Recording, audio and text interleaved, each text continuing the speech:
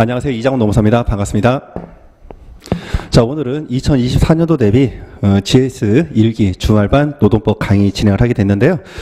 일단 여러분들에게 간단하게 제 소개를 좀 먼저 하겠습니다. 자, 이장훈 노무사가 누구냐? 이제 아시는 분보다는 모르시는 분들이 좀 더 많을 것 같은데요. 저는 한양대 법대를 졸업했고요. 2014년에 합격을 해서 23기고 지금 현재 제가 이제 합격하고 바로 강의를 시작해서 강의한 지는 이제 올해까지 해서 9년차 강의를 하고 있습니다. 노무법인 유련에서 이제 노무사 활동하고 있고요. 그리고 이제 그 활동하면서 한국생산성본부 공문망 ESG 현장평가도 담당하고 있고 일터혁신 컨설팅도 담당을 하고 있습니다. 그리고 이제 제 교재 같은 경우에는 이제 2차 교재로 노동법 요해책 제8판이 있고요. 그리고 판례를 푸는 노동법, 그리고 사례를 푸는 노동법이 가제본 책으로 준비되어 있고요. 그리고 1차 책으로 핵심소송 노동법, 그리고 객관식 핵심소송 노동법이 준비되어 있습니다. 자, 먼저 여러분들이 이제 강사 선택하실 때요. 보통 이제 처음 입문하신 분들은 온라인에 이렇게 묻습니다. 누가 1타예요? 그래서 노동법 강사가 이제 여러분들이 계시는데 1타에서 예를 들어서 갑과 을 두 분 중에 이제 초이스를 가시는 거죠. 그리고 이제 그렇지 않을 경우에는 종합반으로 가시고. 그래서 이제 제가 강의한 지가 한 9년차 되는데요. 저에 대해서 입소문이 그렇게 많이 나지는 않고요. 대체로 이제 과거에는 이제 여러분들이 집체 교육으로 해가지고 실강으로 오셔가지고 OT 강의도 좀 들으시고 판단하시는데 요즘에 이제 온라인으로만 이렇게 하다 보니까 좀 묻히는 감이 있어서 좀 뻘쭘하지만 제 소개를 다시 한번 해드리겠습니다. 제 같은 경우는요, 기본적으로 법리 부분만큼은 제가 정말 좀 자뻑이 일한데 타우 추정을 불허할 정도로 완벽합니다. 그래서 여러분들이 혹시라도 다른 수업을 들으신다 하더라도요, 이해가 안 되신 부분이 있다 하면은 제가 OT 강의 중에 제 연락처를 공개를 하니까 저한테 질문 한번 해주시기 바랍니다. 그러면 제가 그 어떤 누구보다도 완벽하게 법리 설명을 해드릴 자신이 있고요.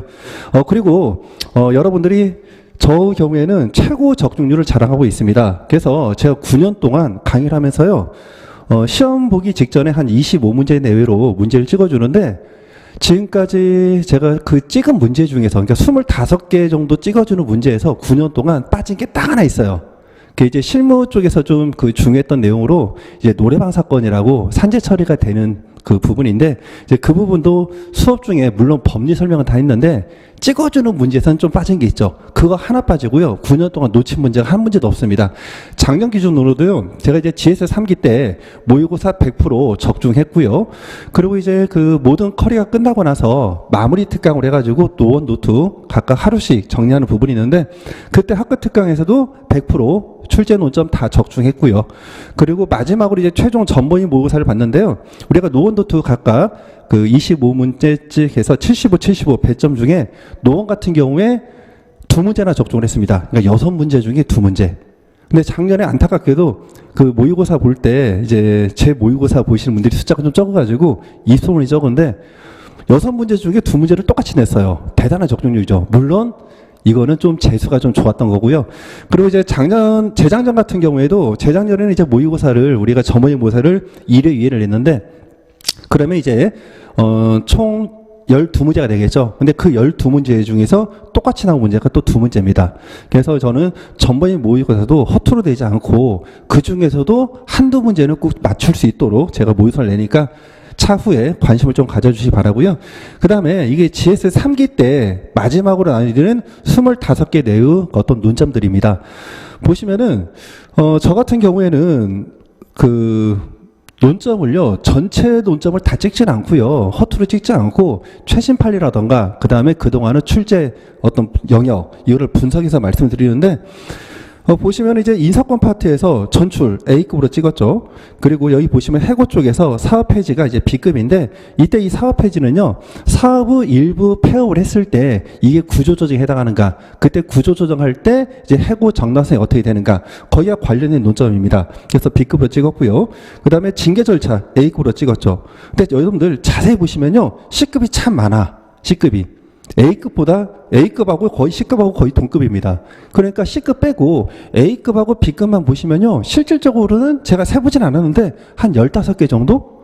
근데 여러분들 1년, 2년 죽으라고 공부하면서 15개 논점도 마무리 못하고 간다. 그러면 시험에 대한 모독입니다. 자, 그만큼 제가 이제 적중이 좀 좋은 편이고요. 그리고 이제 노트 같은 경우에 보시면은 여기 보시면 먼저 아래쪽에 단체 교섭부 정당성 A급으로 찍어놨죠. 그리고 1분의 2가 이제 노조 대표자의 불법행위 책임인데 규약에서 정한 절차를 위반하여 단체발 체결했을 때 노조 대표자에게 책임을 물 수 있을 것인가? 역시 B급으로 찍어놨습니다. 그리고 단체발 분립 변경 A급으로 찍어놨죠. 그래서 모든 문제들 이렇게 이제 제가 다 찍는데 주의할 점은요. 여러분들이 이제 최소한 1년, 보통 2, 3년을 잡고 시험 공부를 하시면서 찍어서 운이 좋아서 합격을 한다? 그건 말이 안 되는 거죠. 그래서 여러분들의 합격률을 높이기 위해서는 혹시 모를 불타까지 대비해서요. 아무리 못해도 GS 2기 과정 그리고 보통은 GS 3기 과정까지는요. 전범위를 다 훑으셔야 됩니다. 물론 생동을 하시는 분들은 시간이 적기 때문에 그분들은 부득이하게 모아리며 도형식으로 찍어서 하지만 그렇지 않다면 전범위를 다 가시고요. 마지막 한 달 남았을 때 강약 조절해서 A급, B급을 달달 보시면은 누구나 합격할 수 있는 시험인데 그게 참 어렵죠. 그래서 합격률이 우리가 굉장히 낮습니다. 자, 그래서 이제 작년 시험 문제 우리 다시 한번 검토를 해보시면요. 우리가 그 작년에 시험을 보신 분들은 문제를 한번 확인하면서 다시 한번 내가 이거를 바로바로 이렇게 판단을 못했구나 확인을 하시고요.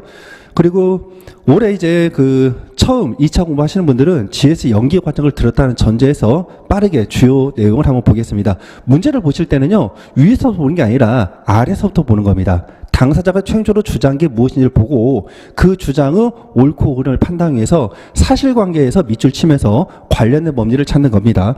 그럼 보시면은 무릎 1은 볼게요. 자, A회사 근로자 갑은 A회사의 정리여고 대상자 선정 기준, 정리여고 대상자 선정 기준이 근기법상 함재 공정한 해고 기준에 해당되지 않는다고 주장을 한다. 거대한 법적 판단이죠. 즉 해고 정당성 중에 함재 공정한 해고 기준을 다투는 겁니다.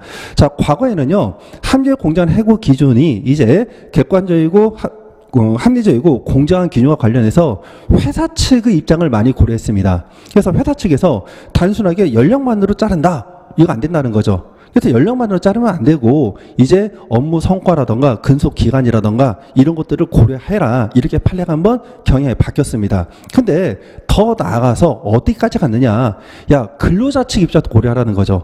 그래서 이제 이 근로자 측이 실제 연령이 높아가지고 다른 데로 이직할 가능성이 없는지 부양 가지고 어떻게 되는지 자 이런 것들도 고려해서 객관적 합리성도 중요하지만 해당 근로자를 고려한 사회적 상당성을 고려하라는 거죠. 그래서 그 내용을 봤더니 여기 보시죠. 연령을 제외했다. 연령은 근로자 입장인 거죠. 우리가 연령이 많다고 해서 근속기간이 당연히 많은 건 아닙니다. 높은 건 아닙니다. 그래서 연령 빼고요. 근속기간 듭니다. 회사 입장인 거죠. 그 다음에 업무 적합성, 근무태도, 임금, 회사 공헌도. 그럼 회사 입장으로 봤을 때는 함재 공정한 해고 기준에 해당합니다. 자, 그런데 그 다음 내용을 봤더니요. 재해를 입었던 근로자, 그리고 여기 어디 있어? 했고, 그래서 재해를 입었던 경험이 있었던 근로자, 재해를 입었대. 그러면 아무래도 그 노동, 가동할 수 있는 능력이 좀 떨어지겠죠. 또 부양 가족이 있는 근로자 등이 포함된 근로자를 최종 해고했다라는 거죠. 즉 우리가 근로자 입장을 배려하지 않았다는 겁니다. 자, 거기에 대한 이제 법적 평가를 하는 거죠. 그래서 작년에 이제 제가 모의고사 냈던 문제를 보시면요. 여기 형광펜치란 부분만 좀 볼게요. 선정 기준을 할 때 업무 적합성 포함되죠. 임금, 그리고 근태, 회사 공헌도 들어가고요. 자, 그래서 요렇게 했고, 근데 이제 해당 근로자 건강 상태, 아까 건강 상태가 재해를 당했던 경험이 있던 자, 그 내용이죠. 부양가족, 재취업 가능성, 그리고 생계유지 능력 이런 것들을 고려하지 않았다. 똑같이 나왔죠. 그래서 실제 이제 여기에 관련해서는 이제 수업한 내용인데요. 이런 판단 기준이 객관적 합리성과 사회적 상당성을 가져야 되는데 과거에는 사측 입장이 객관적 합리성을 강조했는데 지금은 사회적 상당성을 이제 많은 비중으로 고려를 해야 된다. 그런 내용입니다. 그래서 해당 내용은 사회적 상당성을 갖추지 못했기 때문에 합리적 공정한 해고 기준에 해당되지 않고 부당 해고에 해당한다. 자, 그런 내용이고요. 자, 1분의 1을 보시면은 자, 노동자 대표자 을은 총국 과정에 대한 폭력 행사가 징계 사유에 설령 해당한다 하더라도 이 징계 사유를 사전에 통보받거나 그에 관한 소명할 기회를 부여하지 못하였고 또 징계의 구성에도 중대한 하자가 있었기 때문에 이러한 징계 처분은 무효라고 주장을 한다. 여기에 대한 이제 옳고 그름을 다투는 건데요. 자, 기본적으로 대전제는 징계 절차는 우리가 근로인법 규정이 게 아니라 자치규범에 규정이 되어 있을 때만 적용됩니다. 그래서 원칙적으로 자치규범에 규정이 없다라면 이러한 징계 절차를 거칠 필요가 없는 거고요. 이해가 되셨죠? 자, 그래서 여기 먼저 내용을 보시면은 자, 말다툼했다. 또 취업기준과 단체합약에 징계위원회는 노사 각 2명으로 구성을 한다. 여기까지 규정되어 있고요. 징계원 자격이나 선임 절차에 대해서는 별도 점이 없다. 자, 그리고 그런 상태에서 이제 인사과장이나 그 사업장이 요거는 빼고, 자, A회사 소속 근로자 2명을 노측 징계원을 각각 위촉을 하였다. 회사가 노측위원 2명을 위촉을 했다는 거죠. 자, 그리고 나서 또 단체나 취업기 측에는 어떤 사전 통보라든가 소명기회 부여에 관한 절차는 별도로 규정되지 않았다. 자, 여기까지 나와 있죠. 자, 그러면 요 내용은 이쪽에 제가 똑같이 이제 문제를 냈었는데요. 법리는 동일한데 사실관계는 우리가 실제 출제됐던 문제보다는 좀 어려웠던 문제로 좀 나갔습니다. 그래서 여기 보시면은 징계를 개최하기 7일 전에 이제 그 소명기회를 부여한다는 규정이 있었고, 그리고 징계위원회 구성과 관련돼서도 여기 있네요. 노사 각 3명으로 구성이 되어 있었다. 자, 이런 내용이 있고, 그리고 그 다음 달 내용은 좀 복잡하니까 일단 OT 강의니까 통과를 하겠습니다. 그래서 저 경우에는 소명기회 부여, 그 다음에 징계는 구성, 관련된 논점 다 출제를 했고요. 그래서 실제 그 사실관계에서는요, 우리가 소명기회와 관련된 부분은 이제 단체비나 취업기적 규정이 없었으니까 거치지 않아도 되지만, 노측 징계위원을 우리가 위촉할 때는 원칙적으로 사용자가 의무적으로 위촉할 수 없고, 노측 징계위원의 선정권 또는 위촉권을 노조 측에서 우리가 포기 또는 거부했다고 인정될 수 있는 특별한 사정이 있는 경우에만 예외적으로 위촉할 수가 있는 겁니다. 근데 설문에서는 그러한 사정이 없기 때문에 사용자가 의무적으로 노측 징계를 위촉했기 때문에 징계절차 위반으로 해당 징계는 무효가 된다. 그런 흐름으로 가는 거예요. 자, 그래서 이제 1교시 2문 보시면요. 이건 이제 전출인데, 이것도 밑에 볼게요. 해당 사업이 종료가 되자 전출 근로자들은 B회사로 복귀하여 원래 했던 업무를 담당하였다. 그러다 근로자 병은 A회사가 자신을 직접 고용해야 할 의무가 있다고 주장을 한다. 그래서 전출과 근로자 파견과의 관계를 언급하고 있는 건데요. 자, 그래서 설문 보시면은 원래 A 회사가 있는데 이 회사 분할되어서 B 회사가 설립이 되었고요. 근데 이 B 회사는 기존에 1조 원이 넘는 자산 독립적인 운영 체계를 갖춘 회사입니다. 별도 회사예요. 자, 그런데 A 회사가 B 회사가 이제 그 전문으로 하고 있는 사업 분야를 이제 런칭을 하는 거죠. 그래서 A회사가 B회사로부터 이 사업을 할 수 있는 근로자를 좀 빌려줘 해서 이제 전출을 받고요. 그래서 이 전출받은 근로자 병등이 A 회사에서 일을 하다가 다시 이제 B 회사로 넘어간 사건입니다. 자, 이것도요. 모의고사 보시면 똑같습니다. 자, 원래 A 회사 사업 부분이 분할되어서 B 회사 설립됐고요. 또 1조 9,300억 원이 넘는 자산 독립적인 운영을 갖춘 회사에다 되어 있고요. 이때 A 회사가 B 회사의 전문 분야의 사업을 런칭하면서 근로자 전출 받았고요. 그리고 어찌어찌 했고, 그리고 사업이 끝나니까 해당 근로자가 복귀하였다. 문제 똑같습니다. 자, 그래서 이 부분에 대해서는요, 우리가 기본적으로 전출이냐 근로자 파견을 판단할 때는 그 제3자 회사인 A 회사의 법적 성격을 가지고 판단하는 게 아니라 기본적으로 근로자를 보내준 원소속 회사 B 회사의 법적 성격을 가지고 판단한다는 거죠. 그래서 이 설문에서는요, 우리가 기본적으로 B 회사가 파견 사업주가 되려면은 파견을 업으로서 하는 회사여야 됩니다. 근데 아까 설문을 보실 때는 이 파견회사는요, 근로자를 빌려준 대가로서 별도 수익을 받지 않았다는 겁니다. 그래서 파업을 업으로 한 회사가 아니고요. 자, 그리고 가장 또 대표적인 징표는요, 근로를 제외했던 근로자가 파견 근로자라면은 원소속회사로 복귀가 예정이 안 됩니다. 근데 복귀가 됐잖아요. 그래서 결국에는 B 회사가 파견 사업주가 아니기 때문에 A 회사가 사업주가 아니고 직접 고용 의무가 없다. 이런 결론 흐름으로 가는 겁니다. 그래서 문제 똑같죠. 자, 그 다음 보시면요. 예, 노2입니다. 노2를 가시면은 맨 아래 볼게요. 자, C 노동조합의 조합원들은 규약을 위반한 채 A 갑이 단체별 체결한 것은 여기 있네요. 물음 1번. 자, 다시. A 회사 노동조합은 A 회사가 금속노조연맹 단체 교섭을 계속적으로 거부하는 것이 부당 노동행위에 해당한다고 주장을 한다. 즉, 노조법 81조 제1항 제3호 교섭 거부 부당 노동행위 성립 여부를 다투는 겁니다. 자, 그러면 다시 위로 올라가셔서요. 사유가 있겠죠. 부당 노동행위가 성립하려면요. 우리가 아무런 이유 없이 단체 교섭을 거부했다거나 또는 아무런 이유 없이 교섭을 거부했다거나 또는 말이 좀 꼬이네. 아무런 이유 없이 교섭을 거부했다거나 또는 이제 정당한 교섭이라고 믿었거나 또는 정당한 교섭을 거부할 만한 정당한 이유가 있다고 믿었거나 또는 성실하게 교섭을 했다 하더라도 이게 객관적으로 봤을 때 정당한 이유가 없다거나 또는 불성실한 교섭으로 판단된다라면 이때는 교섭 거부 부당 노동가 성립하고요.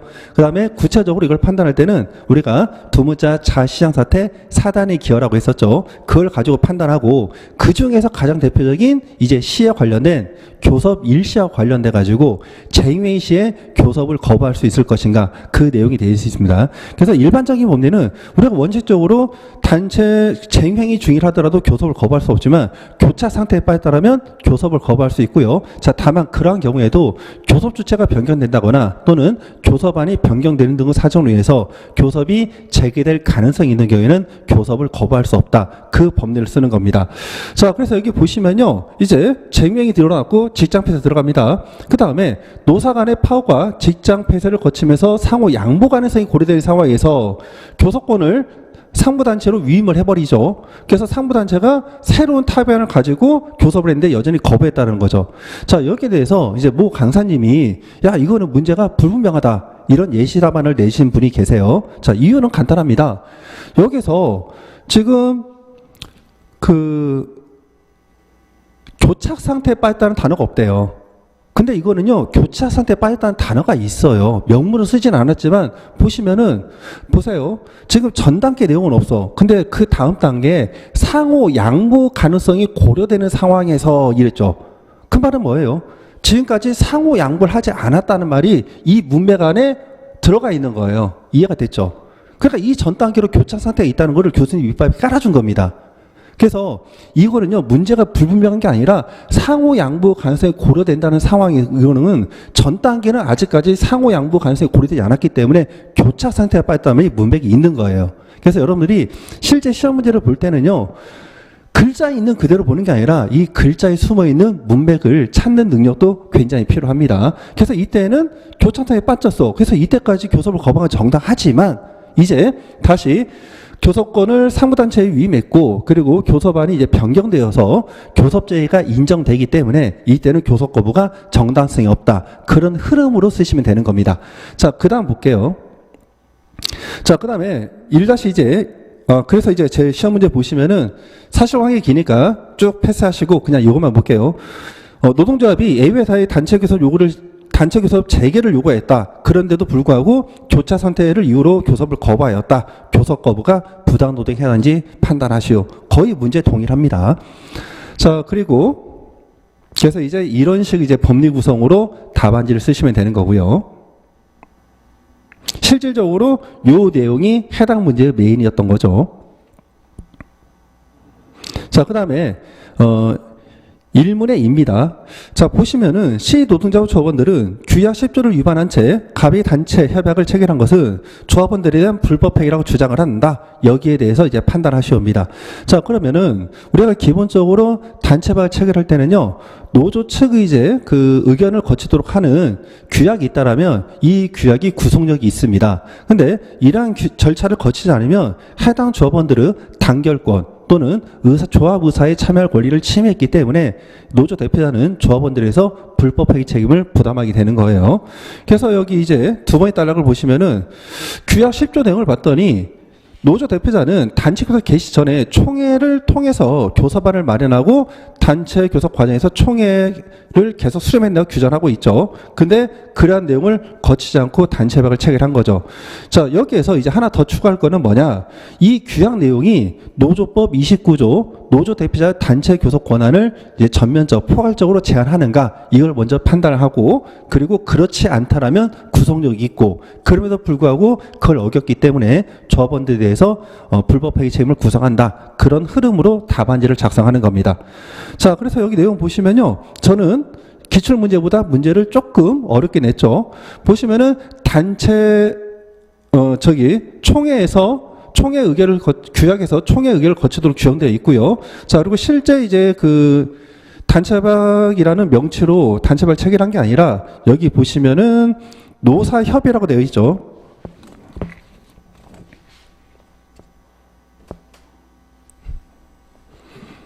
노사협의에. 그래서 단체협약이라는 단어 대신에 저는 노사협의를 썼기 때문에 이 노사협의가 단체협약에 해당되지를 먼저 판단을 하고요.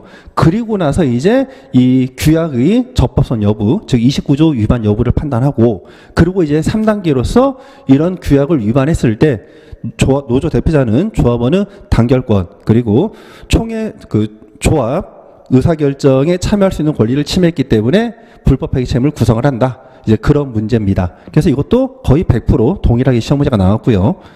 자, 그 다음에 이제 마지막 문제죠. 이문인데, 자, 이문 같은 경우에는 우리가 그 단체박 분리 변경인데, 자, D 노동조합부 조합원 을은 자신의 동의를 얻지 않고 D 노조가 D 회사 체결한 이 단체박 규정이 무효라고 주장을 한다. 자, 그래서 이 단체법이 이제 불리하게 변경됐는데 그 불리한 변경이 유효인지 무효인지를 보는 겁니다. 자, 그래서 기본적으로 단체법 분리 변경 관련해서 이제 첫 번째가 개인의 사적 재산 영위로 옮겨진 재산권에 대해서는 우리가 노조가 개별 조합원들의 동의나 수권 없이 처분 행위를 할 수가 없다. 자, 그리고 현재 합의성을 결한 경우도 우리가 무효이다. 가인법규를 위반한 경우도 무효이다. 세 가지가 있습니다. 그래서 여기를 보시면은 D 노조와 그리고 D 회사와 D 노동조합은 2022년 1월 1일부터 2023년 12월 30일까지 유효기간을 정한 단체협약은 자, 조합원에게 369, 12, 즉 분기별로 우리가 각 300% 상여금을 지급하고요. 그 다음에 지급일이 언제죠? 지급일에 해당 월의 말일에 지급하도록 되어 있습니다. 자, 그런데 이제 경영악화로 단체협약을 변경하면서 자, 7월 1일 날 여기 있네요. 7월 2일 D 노동조합에게 2023년 사익은 전부를 포획을 줄 것과 그리고 그 다음에 사익은 지급 규정을 폐지할 것을 내용하는 특별 노사 합의를 위한 단체에서 요구안을 제출했고요. 그래서 그 결과 어떻게 되느냐? 여기 보시면은 7월 20일 날 단체협약 20조를 369, 12의 각 몇 프로 100%를 지급하기로 하고요. 그 다음에 지급월은 지급일은 말일로 합니다.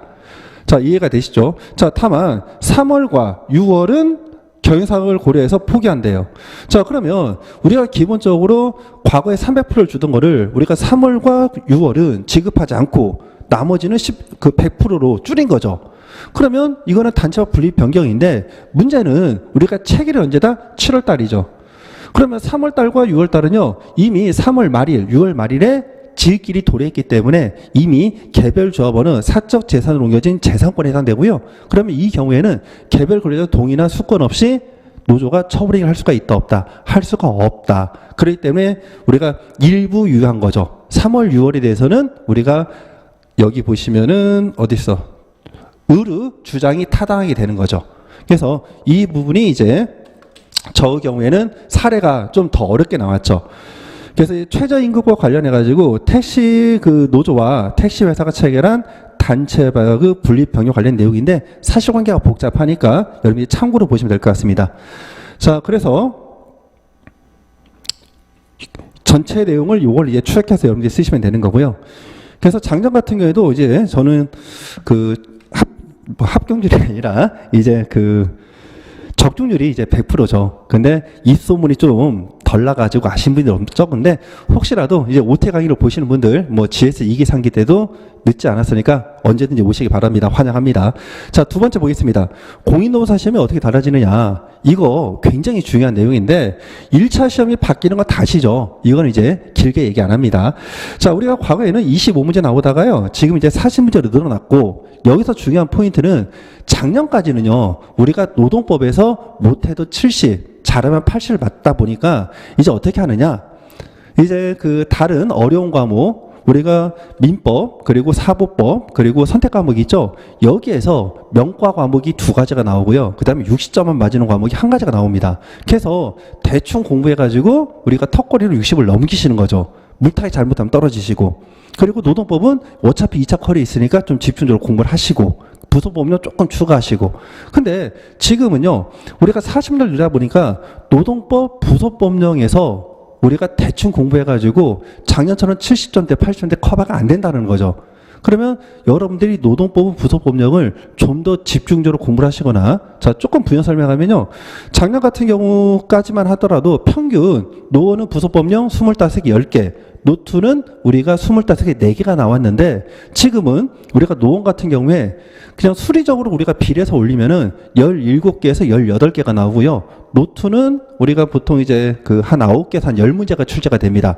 자, 그러다 보니까 부속법령을 여러분들이 집중적으로 이렇게 공부를 하거나, 그렇지 않으면 어떻게, 과거에 대충 한 이 정도만 하면 되겠지 했던 민법이나 사법법, 그리고 선택 과목을 좀 더 여러분들이 60점대, 70점대로 다 공부를 해야 된다는 거죠. 그러니까 그만큼 1차 시험에서 들어가는 품이 훨씬 많아집니다. 그래서 작년 수준으로 여러분들이 1차 시험 공부하시면요, 제가 장담 건데 100% 떨어지기 때문에 올해 만일에 2차와 같이 관련해서 생동하시는 분들은 정말 죽을 힘을 다해서 미리미리 1차도 조금씩 수업을 들으시기 바랍니다. 안 그러면 큰일 나요.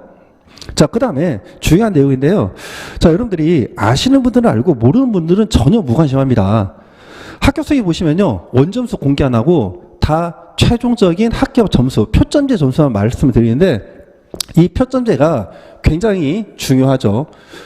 자, 표준 점수제는요, 과거 이제 사법시험에서 처음 이제 국가고시에 도입이 됐는데, 이런 선택과 1차 선택 과목에서 나는 이제 A 선택 과목 선택했어. 근데 또 다른 사람은 B 과목 선택했어. 근데 B 과목은 문제를 너무 쉽게 깔아줘가지고 B 과목들은 다 80점대야.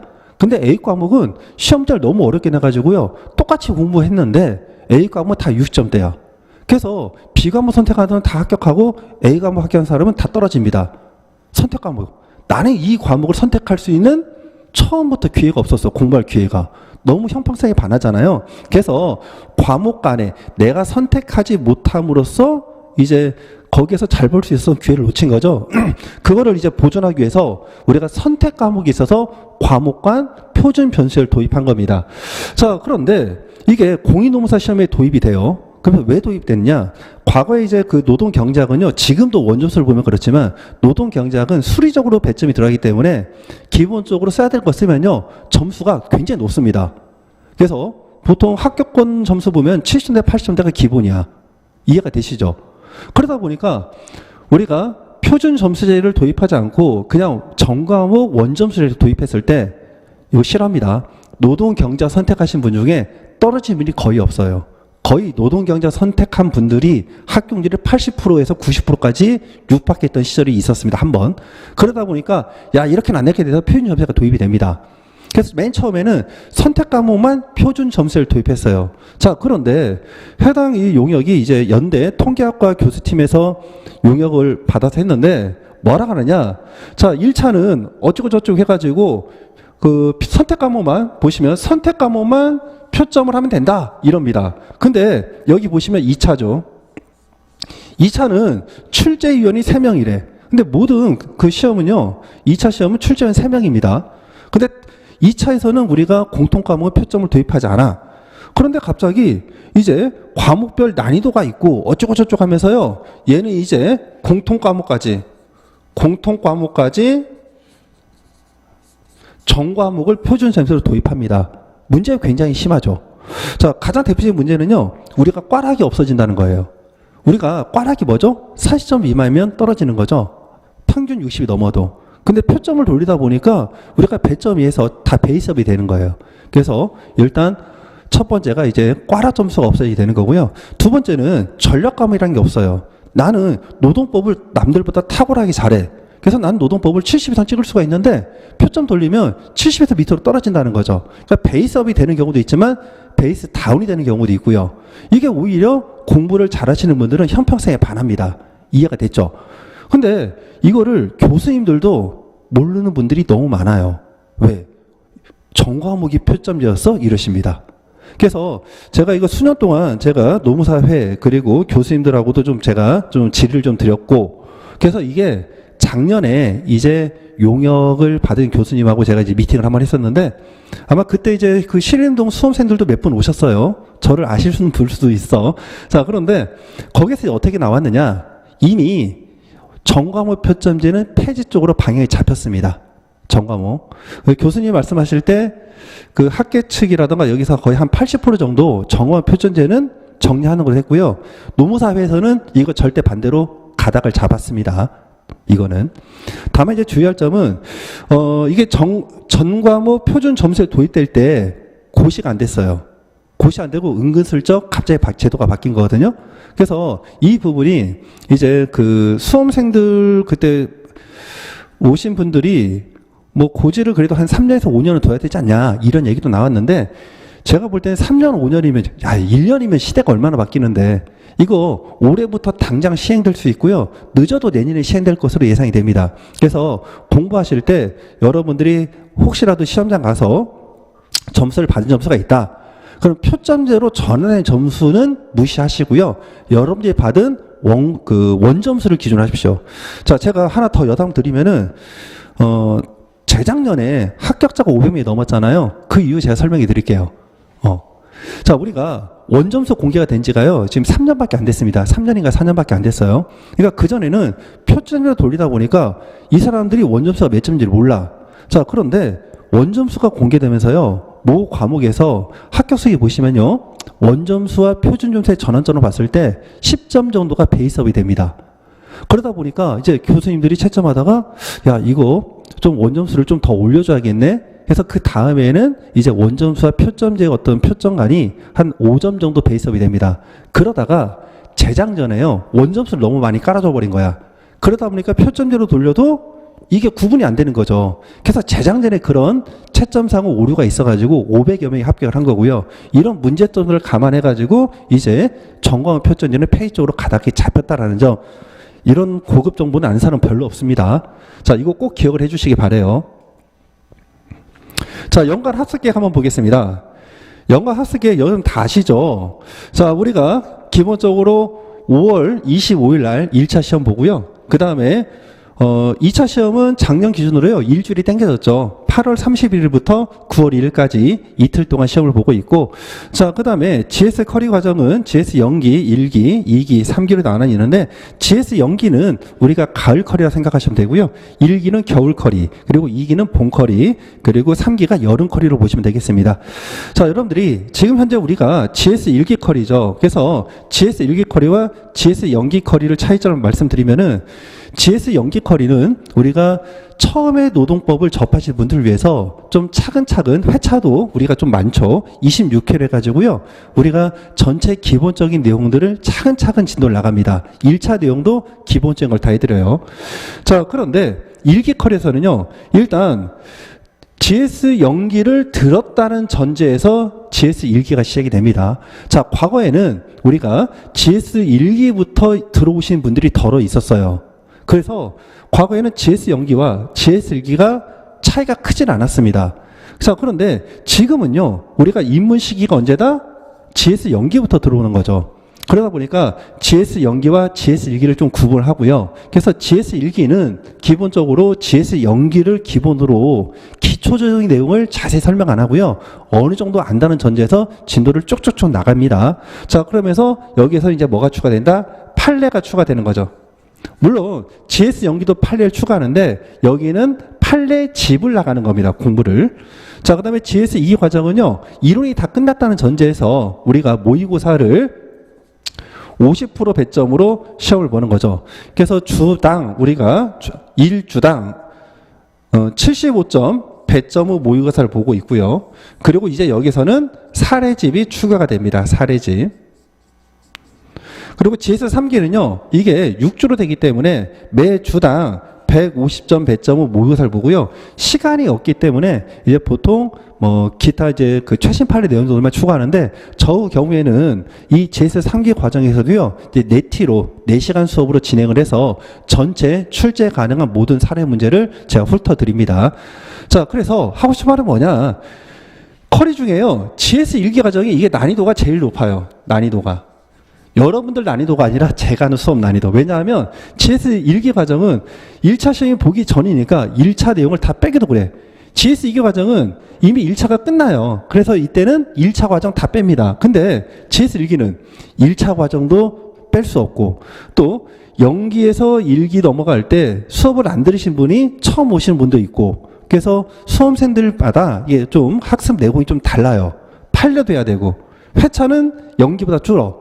그러다 보니까 부득이하게 이제 말 속도도 빨라질 수밖에 없고요. 또 주말반의 경우에는 우리가 수업 끝나고 나서 보강할 수 있는 시간이 적습니다. 평일반은 보통 한 20분에서 30분 정도, 즉 오후 2시부터 5시 반까지 수업이 다 세팅되어 있지만 보통 5시 50분, 6시 끝납니다. 주말반은요? 주말반은 하루에 2회를 하잖아. 그러니까 보강할 수 있는 시간이 상대적으로 적어들어요. 그래서 부득이하게 평일반에 비해서는 조금 치고 가는 속도가 좀 빠르다. 그걸 좀 이해해 주시고요. 그 다음에 1차는 이제 우리가 1, 2월에 기본 이론 있고 그 다음에 3, 4월에 문풀 과정이 있는데 주의할 점은 우리가 작년 기준으로 우리가 1차 공부하면 필이 떨어지기 때문에 여러분들의 내용에 맞춰서 지금 1월 달에 전략을 좀 자세히 잘 짜시기 바랍니다. 2차 위주로 공부하는 게 맞아요. 맞는데 잘못하면 1차 떨어지니까 여러분들 정말 그 허리끈을 졸라매듯이 머리띠를 졸라매고 어떻게 1차도 병행을 하셔야 된다는 거 미리 당부 말씀드립니다. 자, 그 다음에 이제 특강이 제가 이제 4가지가 준비되어 있는데 제 수업 처음 들으시는 분들은요, 그 학원 홈페이지 가시면은 기초인문 특강이 있거든요. 자, 이거는 반드시 듣고 오시기 바랍니다. 이 기초인문 특강은 노동법과 관련된 헌법, 민법, 형법, 특히 민법 내용을 제가 자세히 다루니까 요거 꼭 가져오시고요. 그리고 이제 제가 이제 그 12월에 연기 수업을 들으신 분들로 해서 우리가 좀 어려운 난이도 있는 법리 등을 제가 특강을 하는데 보통 10개 주일에 특강을 합니다. 근데 이제 재작년에는 제가 진행을 했는데 작년 같은 경우에는 제가 개인적으로 집안에 좀 일들이 좀 많아가지고 작년에는 특강을 좀 못했어요. 그러니까 이 부분은 재작년 강의를 뭐 내용 거의 대동소이하니까 학원에 신청해서 들으시면 되고요. 그리고 이제 3월 달에 1기 강의가 끝나면은 이제 핵심 사례 특강을 제가 진행할 예정이고, 그리고 이제 2기 강의가 끝나고 3기 그 컬이 들어가기 전에 최신 판례 특강을 제가 진행할 예정이니까 차후 수업 계획에 참고하시면 될 것 같습니다. 자, 그 다음 보시면은 개별 학습 전략인데요. 자, 여러분들 학원 홈페이지, 학원이랍니다. 그 카페에 가보시면 합격자들에 대해서 질문 엄청 합니다. 근데 참 안타까운 게 여러분들 합격자분들 그분들 공부 스스로 열심히 했기 때문에 합격한 거 맞습니다. 굉장한 노력을 하신 거죠. 자, 그런데요, 전문적으로 수많은 학생들을 대상으로 강의하는 분보다 그 합격생이 전문성이 있을까요? 전문성이 없어요. 이해가 됐죠? 근데 여러분들은 학원에서 강의하시는 분들은 영리를 목적으로 하기 때문에 뭔가 야료가 있을 것이다 이렇게 생각을 하시나? 그래서 합격생들, 당연히 학생들에게 많은 질문을 하면서 정작 강사한테는 질문을 별로 안 해요. 잘못된 겁니다. 강사를 믿으시기 바라요. 어떤 강사님들을 하더라도요, 자기 이름을 가지고 강의하기 때문에 시험 보기 직전에 정말 수험생보다 더 마음을 졸입니다. 내가 혹시라도 가르치지 않은 게 출제되면 어떻게 될까? 굉장히 수험생보다 더 마음을 졸이거든요. 너무나도 전문적인데 여러분들이 강사분에게 뭔가 질문할 때는 좀 부담감을 갖는 모양이에요. 근데 카페에다가 합격사한테 질문하기보다는 직접 강사한테 질문하시기를 바라고요. 그리고 갑자기 이제 좀 흥분한 것 같아. 예, 본론 다시 들어갈게요. 자, 그래서 질문할 때는요, 여러분들 노출시켜야 돼요. 여러분들 노출시키지 않고 그냥 어떻게 해야 돼요 하면요, 케이스 바이 다 다릅니다. 자, 만일에 합격수기 뭐 하나 읽었어. 그러면 그분이 100% 그분이 그렇게 했기 때문에 합격할까요? 장난컨대요, 합격생 중에 절반 이상은요, 실력도 실력이지만 운이 있어서 합격을 하는 겁니다. 합격자 그 편점 보시면은 거의 그 합격점에요, 어마무시한 사람들이 엉켜 있어요. 이분들이 전체 내용이 전체 내용이 달달 나올까요? 그렇지 않습니다. 여러분들 시험 보고 나서요, 이틀만 지나도요, 그 내용 그대로 현출이 안 돼. 이해가 되시죠? 그럼 시험 보기 직전에 내가 급을 받냐 안 받냐도 합격 여부에 굉장히 큰 단락을 좌우합니다. 그럼 주어진 시간 짧아. 그 시간에 내가 선택해서 보는 거, 그것도 일종의 운이 될 수가 있는 겁니다. 그래서 여러분들이 뭐 단순하게 A라는 사람이 이런 방법을 합격했다 해서 여러분들도 똑같이 합격한다고 볼장은 못 하거든요. 그래서 어느 수업을 들으시더라도 여러분들의 어떤 그 사실관계를 오픈하시고 그 상담을 받으시기 바라요. 그래서 본인 상황에 맞는 차별화된 전략적인 공부를 하기를 바라시고요. 그래서 여기서는 이제 전업이냐 직딩이냐 그리고 내가 과거에 공부 내용이 얼마나 되느냐 이런 것들을 오픈을 반드시 해주시기 바랍니다. 자, 그 다음 보시면은 당연하죠. 2차와 연계된 공부를 해야 되는데 이거는 정말 큰 함정이 있어요. 올해부터는. 그래서 2차 위주로 공부를 하되 올해는 1차 그 시험 그 들어가는 품이 굉장히 커지기 때문에 이 부분 절대 무시하시면 안 됩니다. 자, 그 다음에 세 번째 제가 강조하는 333 학습법인데요. 이거 하기가 굉장히 어렵죠. 요거는요. 공부 습성이 몸에 배신 분들이 좀 가능한데 지금도 안 늦었습니다. 꼭 하시기 바랍니다. 첫 번째 3입니다. 이 첫 번째 3은요. 여러분들 공부하시는 분들 옆에서 보시면은 엉덩이 딱 앉고요. 딱 정지사하고 허리 펴고 눈으로만 봅니다. 예. 학습 능력 효율 전혀 없습니다. 여러분들 앉아가지고 눈으로만 봐. 책 덮고 나서요. 1시간 공부하고 와서 화장실 가면서 또는 담배 피면서 내가 1시간 동안 뭐 공부했는지 복기 한번 해보십시오. 복귀하신 분들 별로 없어요. 여러분들이 하루 중에 뭐 친구를 만났어, 영화를 봤어. 그래도 어느 정도 복귀가 되죠. 근데 책 보면 복귀가 안 돼. 이유 간단합니다.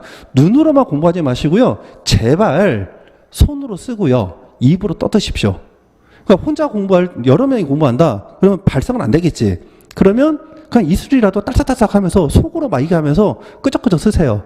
그리고 쓸 때는 정자로 쓰는 게 아니라 그냥 여러분들이 예를 들어서 개별학습 전략을 제가 한번 써보겠습니다. 저는 개별학습 전략을 이렇게 쓴 거예요. 정자로 쓸 필요는 없고요. 뭔가 여러분들이 머릿속에서 눈으로 읽으면서 뱉으면서 손으로 이렇게 확인하고 그렇게 하면서 판례나 키워드를 암기하면서 나가는 겁니다. 이해 안 되는 부분이 있으면 이해 안 되는 부분 문장 써보면서 확인하고요.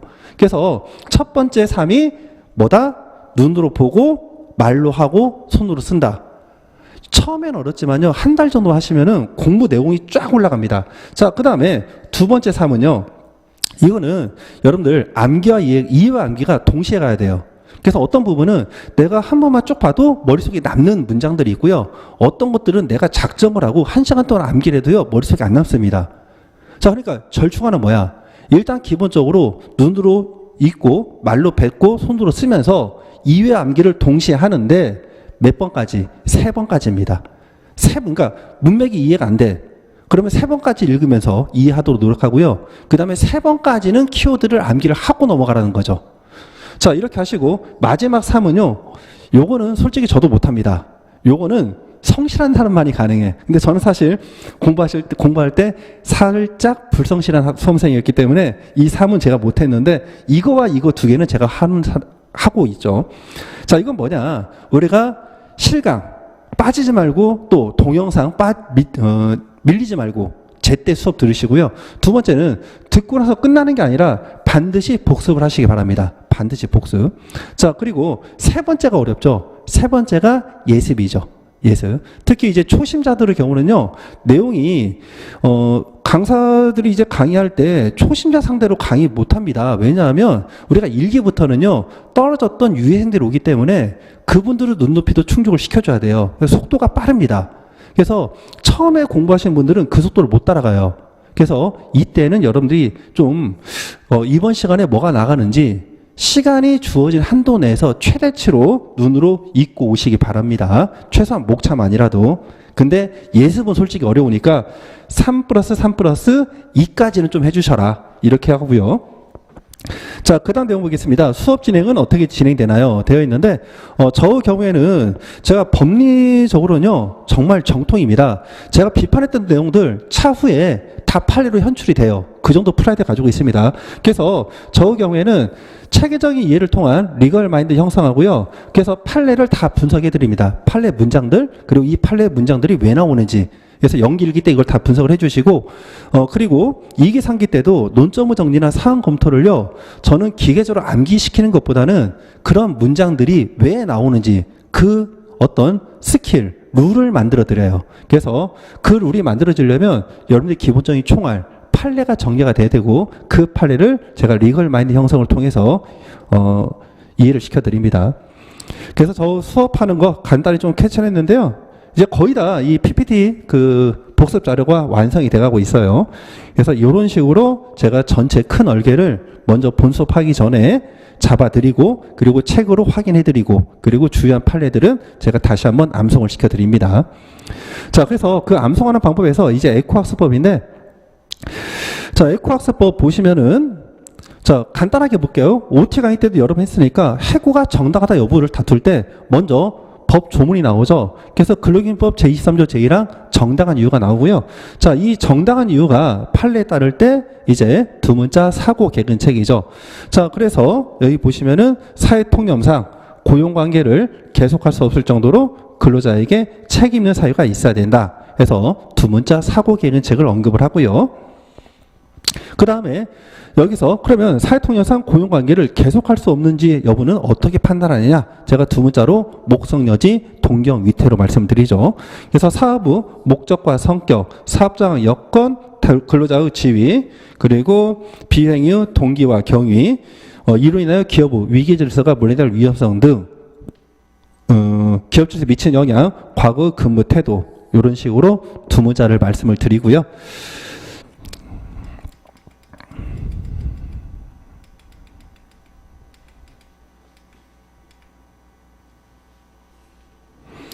자, 그래서 이제 두 문자 스토리도 말씀드리면은 여러분들이 시험을 합격하기 위해서 책들을 사죠. 책을 삽니다. 노동법 책을 사죠.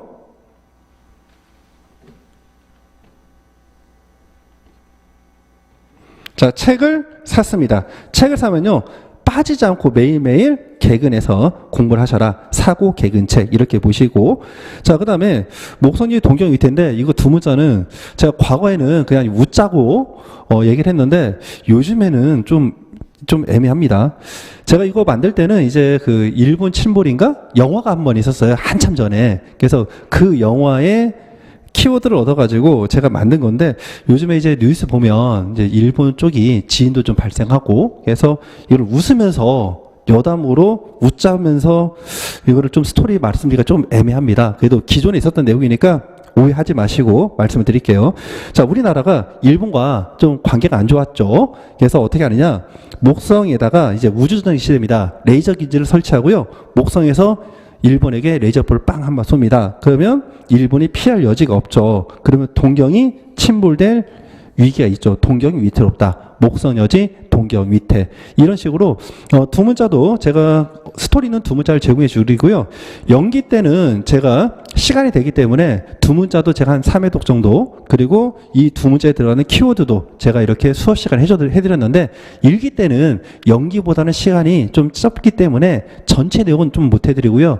그래도 이거는 좀 해야 될 것들, 그런 것들은 최대치로 제가 시간을 할애해서 같이 한번 암송을 하고 넘어가는 방법을 하겠습니다. 자, 그 다음 보시면요, 이제 열린 커뮤니케이션 해가지고 개별 상담 전화번호 제가 오픈하고 있으니까 제 수업을 들으신 분들은 편하게 연락을 해주시고요. 제 수업을 듣지 않으신 분이라 하더라도 혹시라도 이해가 안 되실 부분이 있으면 그 부분 저한테 카톡 남기시면 제가 친절하게 해당 부분 설명을 해드리도록 하겠습니다. 자, 수업 준비는 어떻게 하나요? 여러분들, 뭐 강사님들 이런 분 있죠. 몸만 오십시오. 제가 다 해드립니다. 그거 뻥입니다. 아, 어떻게 여러분들 몇 년 동안 공부하시면서 몸만 와서 합격하시길 바랍니까? 합격하긴 하겠죠. 언젠가는. 근데 다른 사람보다 먼저 합격하려면요, 남들 몸만 올 때 똑같이 몸만 와? 그거 뻥이죠. 그럼 어떻게?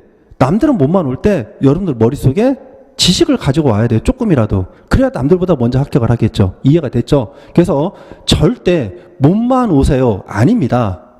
남들보다 먼저 시험장에서 손 털고 합격해서 노무사로 활동하려면요, 몸만 오시면 안 되고 남들보다 한 발 더 준비를 하셔야 돼요. 그래서 내용을 보시면은 제가 이제 매주 체크포인트 자료를 나눠드릴 건데, 자, 여기 보시면은 좀 강약조율 좀 돼 있죠. 그래서 뭐 1차용이다, 뭐 2회용이다, 2차용이다, 이런 식으로 정리되어 있으니까 복습하실 때 주어진 시간이 있잖아요. 그 시간 내에 첫 페이지 끝페이지까지 보다가 중간에 날리고 또 중간에 날리고 하지 말고, 주어진 시간이 1시간이다, 3시간이다 하면 그 시간에 맞춰서 여기 체크포인트에 강조된 내용으로 복습을 좀 해주시고, 주시고요. 그 다음에 판례 암기 자료를 나눠드리는데 이 판례 암기 자료에서 거의 다 출제가 됩니다. 지금까지 판례 암기 자료 외의 판례가 나온 적은 없어요. 자, 다만 주의할 점은 이 판례 암기 자료는 가로가 쳐져 있는데 이 가로는 장단점이 있습니다. 저는 개인적으로 가로 넣기 좋아하진 않아요. 왜? 가로 넣기는 타인이 의무적으로 해놓은 거거든요. 그래서 이걸 하다 보면은 여러분들 사고가 가로에서 끊겨버립니다.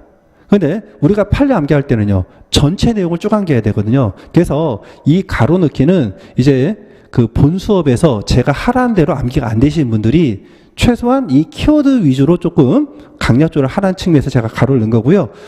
실제 판례를 암기하실 때는 제가 수업 시간 하는 방식대로 암기를 최소한 어절별로 그리고 그 어절과 어절을 이어서 문장별로 암기를 해주시기 바랍니다. 그리고 판례 암기하실 때 제가 스캔용이다 아니면 키워드 위주다 아니면 여러분들이 정리해서 좀 그 의미만 전달하면 된다. 그런 식으로 제가 구분해 주시니까 그렇게 하시면 될 것 같아요.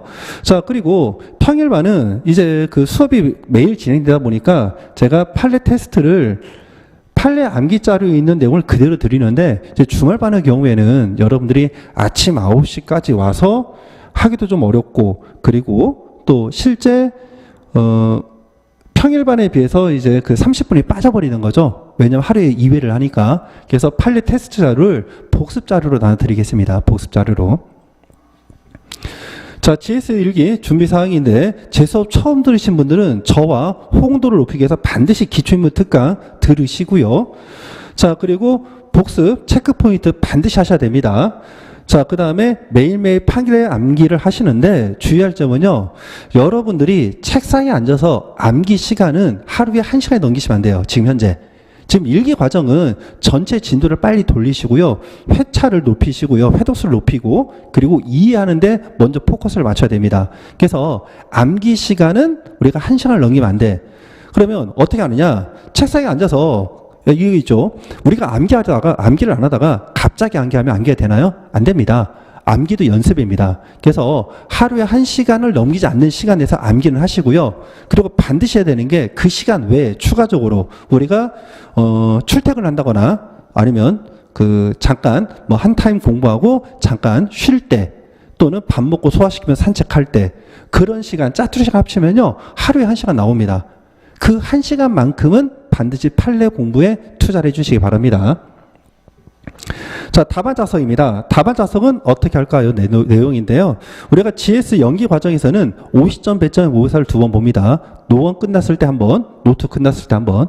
자, 그래서 이 답안 작성법은 여러분들 룰이야. 근데 제가 지금 9년 차 이제 강의를 하는데 항상 강조를 하는데요. 가장 쉬운 내용을 따라하지 않습니다.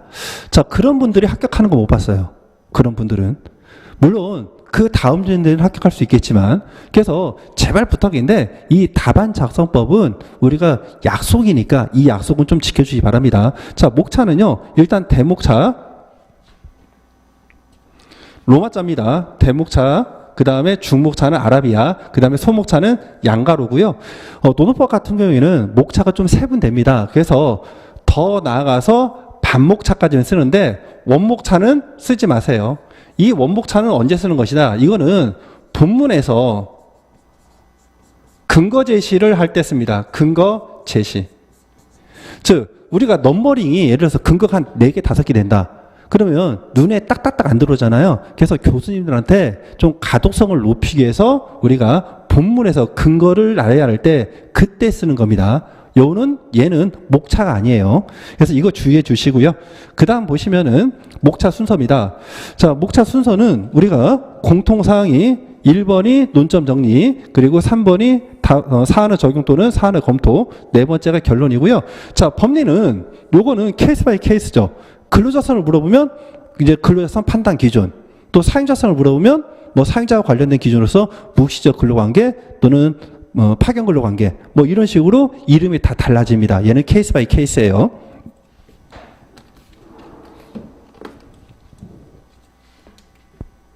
자, 페이지 분량입니다. 우리가 페이지 분량은요. 여러분들이 이제 많이 궁금해 하시는데 페이지 분량은 우리가 4페이지입니다. 25점 기준 4페이지. 자, 이유 말씀드리면요. 과거에는 답안지가 100점 기준으로 22페이지였어요. 22페이지. 그러다가 이게 22페이지를 쓰다 보니까 물리적으로 못 써요. 그래서 답안지가 너무 여백이 크고 엉성합니다. 그래서 이제 그 협의를 통해 가지고 답안지를 줄이고 했는데 이게 15페이지로 줄어듭니다. 15페이지면 홀수죠. 그러니까 이게 정렬이 안 돼, 페이지가. 그래서 어떻게 되느냐, 다시 다음 연도에 16페이지로 늘어납니다. 그리고 나서 거의 한 10년째 이렇게 진행이 되고 있죠. 그럼 16페이지니까 이거를 25점이면 4문제로 나누겠죠. 그럼 25점당 몇 페이지? 4페이지. 실제 여러분들이 공부를 해보시면요, 한 주제 25점 어떤 주제당 4페이지는 충분히 씁니다. 4페이지. 자, 그런데 이제 필력이 안 나가지고 4페이지를 못 쓴다. 그런 분들이 이제 문제를 삼죠. 자, 그러면 일단 4페이지 기준으로 요걸 보시면 논점 정리는 5줄에서 7줄, 법리는 2.5페이지, 사항 검토는 우리가 1페이지, 결론은 우리가 3줄 내지 5줄로 가는 거죠. 자, 그리고 한 줄에 몇 자 정도가 들어가냐? 22자 내입니다. 22자 내가 들어가려면요, 글자 크기가 어떻게 되느냐? 예, 한 줄 간격, 높이 기준으로, 줄당 높이 기준으로 70% 정도의 어떤 높이의 크기로 쓰시면 되고요. 그리고 가로 길이도 높이랑 똑같이 쓰면 되겠죠. 정자로. 그러면 한 줄에 22자 정도 들어가십니다. 그래서 페이지가 3페이지밖에 안 된다. 그런 분들은 일단 자기 글자 크기가 작게 쓰는 건지를 먼저 확인하고요. 글자가 작다. 그러면 한 줄당 22자가 되도록 쓰시면 돼요. 글자를 작게 쓰면 양을 많이 쓰겠지. 근데 답안지도 우리가 하나 형식 폼을 지켜야 돼요. 그래서 글자 크기 반드시 지켜주시고, 그럼 어떤 분들이 이런 질문하죠. 그럼 4페이지 못 쓰면 떨어지나요? 아니죠. 우리가 배점이 25점 기준으로 몇 점? 4페이지. 그럼 한 페이지당 몇 점? 대략 6점. 3페이지 완벽하게 썼다. 18점. 그러면 이제 거기에서 N으로 좀 치는 부분이 있겠죠? 그러면 우리가 15점, 14점 내지 15점이 나옵니다. 평균 냈을 때, 보통. 그러면 이제 곱하기 3이 얼마? 60점 나오죠. 그래서 3페이지 써도요, 합격을 하긴 합니다. 다만, 군구더기 없이 완벽하게 써야 되겠죠. 물론 그 중에서도 가끔은 고득점이라고 할 수 있는 점수가 나오긴 합니다. 근데 고득점도요, 엄청난 고득점은 아니고 표점으로 돌렸기 때문에 그거는 고득점이라 말할 수가 없어. 표점은 항상 여러분들 지금 현 시점에서 베이스업이 되는 점수입니다. 그래서 우리가 3페이지 쓰고 고득점이 나왔다, 그런 낭설을 믿지 마시고요. 원점수 봤을 때는 합격점 언저리 점수밖에 안 나옵니다. 그래서 합격을 하려면은 우리가 4페이지 정도는 써야 된다. 근데 그 4페이지를 소서 쓰면 안 되고요. 필요한 내용으로 다 맞춰서 4페이지 쓰면 이분들은 나름대로 안전빵으로 합격을 하십니다. 자, 그 다음 보시면은, 그리고 단락줄 띄는 건데, 우리가 줄 간격은요, 목차 단위로 끊는 게 아니라 단락 기준으로 끊는 겁니다. 단락 기준. 이건 조금 이따 다시 설명해 드릴게요. 자, 그리고 페이지 쓰는 분량인데요. 자, 우리가 25문제, 25점 배점을 25분에 쓰는 거죠. 근데 4페이지야. 자, 4페이지니까 6분씩 쓰면 되겠네. 그러면 안 돼요. 한 페이지에 몇 분? 5분으로 끊습니다. 자, 그리고 목차 그러면 이제 5분이 남죠. 자, 그러면 그 5분 중에 한 3분 정도는 우리가 그 문제 읽으면서 목차 쓰는 시간이고요. 나머지 2분은 세이브를 시킵니다. 왜?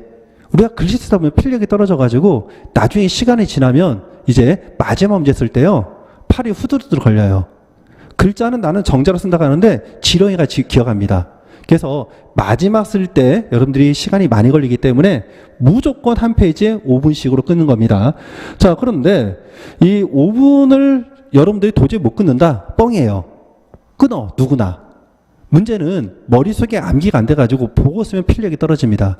그래서 실제 여러분들이 그 답안지, 그 연습 답안지 있습니다. 연습 답안지 하나 준비하셔가지고 그 연습 답안지에 노래 가사도 좋고요, 뭐도 다 좋습니다. 여러분들이 실제 한 줄에 22자 되도록 하면서 그냥 예를 들어서 우리가 간단하게 애국가 동해불과 백두산이 있죠? 그것만 계속 써보세요. 5분 안에 여러분들 한 페이지 씁니다. 그래서 공부가 되시면 5분 안에 한 페이지 다 쓰니까 이건 큰 부담 갖지 마시고요. 자, 펜은 0.7에서 1mm로 쓰세요. 우리가 제가 공부할 때만 하더라도요, 실제 GS 2기, 3기 때 답안지 낼 때 다 실전펜으로 씁니다. 근데 요즘 수험생들은 실전펜 안 쓰시고요, 연필로 쓴다거나 볼펜 씁니다. 물론 펜 쓰려면 좀 경제적인 부담은 좀 되겠죠. 근데요, 요거는 사실 작은 부분입니다. 여러분들이 지금 현재 답안지를 실전처럼 쓰는 거하고요, 지금 연필하고 볼펜 썼다가 시험장 가서 펜 쓰는 거하고는 하늘과 땅이에요.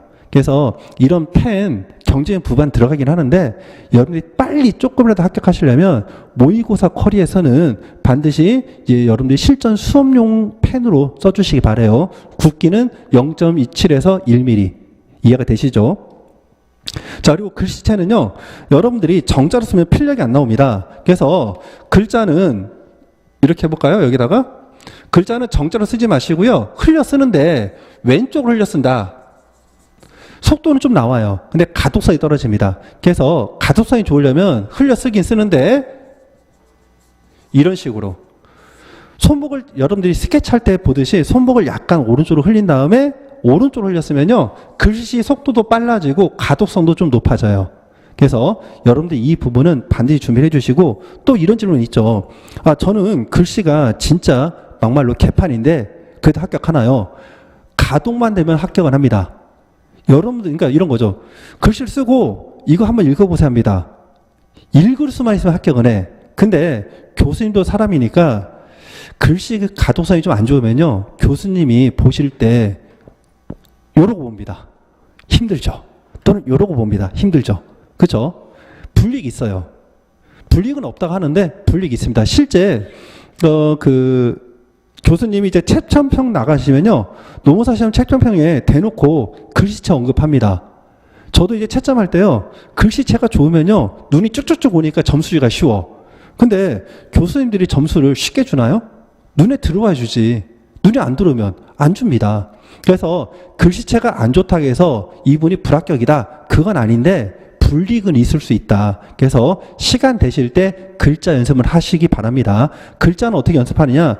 여러분들, 제가 아까 말씀드린 한 줄에 70% 정도 되는 크기의 글자체가 있는 잡지라든가 신문이라든가 거기에 여러분들이 습자해가지고 글씨를 쓰시고요, 그때 정자로 쓰지 마시고 약간 흘려가지고 연습을 하시면 글자 연습하시는 데 도움이 됩니다. 자, 그리고 정정은요, 우리가 수정펜은 안 됩니다. 수정펜 안 되고요, 정정하실 때는 우리가 두 줄 긋는 거죠. 예를 들어서 이거 잘못 썼다. 오른쪽 두 줄, 오른쪽이면 두 줄 하고요, 이걸 위에다가 왼쪽 이렇게 쓰시면 되죠. 이런 식으로 정정을 하시기 바라고요. 수정펜은 우리가 부정행위 처리됩니다. 실제 시험장에서는. 자, 이렇게 해서 답안 작성법을 여러분들이 보시고, 그리고 마지막으로 문제 쓰실 때는요, 이 문제가 어떤 문제인지 맨 처음 시작할 때 가로 치시고 제1문의 1 하고 문제 이름을 키워드만 쓰시기 바랍니다. 그리고 한 문제가 끝나고 나면은 맨 아래쪽에다가 다시 가로 치시고 제1문의 1 쓰시고요. 모든 문제가 끝나면은 이하 여백이라 쓰시고 맨 아래에 요런 표시를 꼭 써주시기 바랍니다. 자, 그래서 제가 나눠드린 그 예시 답안을 보시면은, 자, 이거는 이제 전직 명령 정답성인데요. 맨 처음에 목차를 잡으시는데, 목차는 우리가 대목차, 중목차, 소목차가 있는데, 이 목차 칸에는 대목차와 중목차만 쓰시고요, 소목차는 절대 쓰시면 안 됩니다. 첫 번째 칸은 대목차, 중목차, 그리고 이 소목차 그리고 반목차는요, 본문 칸 안에 쓰시는 거예요.